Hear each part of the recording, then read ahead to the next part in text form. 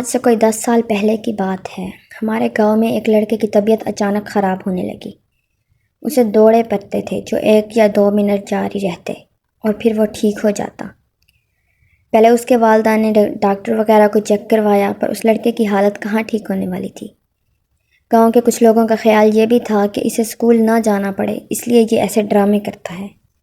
ابھی تھوڑا وقت ہی گزرا تھا کہ اس لڑکے کو بہت تیز دورے پڑنے لگے، اور اب وہ اس حالت میں آوازیں بھی دینے لگا تھا اور بے ہوش ہو جاتا تھا۔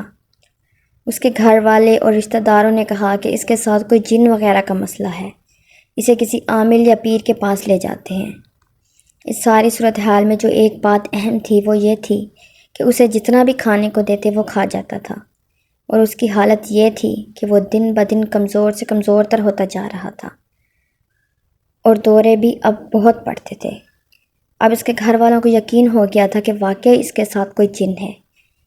اب کیا تھا، ایک نہ ختم ہونے والا سلسلہ شروع ہو گیا۔ اسے ہر پیر عامل کے پاس لے جایا گیا۔ یہ جو عامل پیر وغیرہ نظر نیاز اور پیسے بہت زیادہ لیتے ہیں، اس کے والدین سے بھی بہت لیے۔ یہ جس کے پاس بھی جاتے وہ اپنی فرمائشیں پوری کرواتے اور چلے جاتے، پر اس بے گناہ کی حالت دن بدن بد سے بدتر ہو رہی تھی۔ یہ اب چلنے کے قابل بھی نہ رہا تھا۔ آخر کار اس لڑکے کو ان صاحب کے پاس لے جایا گیا جنہیں ہمارے بڑے بزرگ بہت مانتے ہیں۔ وہ اصلی سید زادے ہیں۔ وہ کہتے ہیں نا کہ گھر کے پیر کو کوئی پیر نہیں مانتا، یہی حالت ہماری ہے۔ ہم بہت کم ہی ان کے ہاں جاتے ہیں۔ وہ ہی سال میں ایک بار لازمی سب مریدوں کے گھر آتے ہیں۔ وہ عام پیروں کی طرح پیسے نہیں مانگتے۔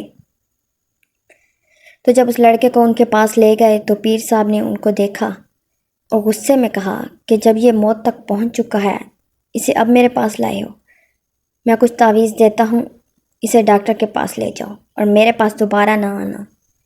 تو اس کے والدین لڑکے کو لے کر گھر آ گئے، اور اس لڑکے کی حالت اب بہت ہی نازک ہو چکی تھی، اور اس کے گھر والے پیر صاحب سے ناراض تھے کہ انہوں نے ہماری بے عزتی کی ہے اور لڑکے کا بھی علاج نہیں کیا۔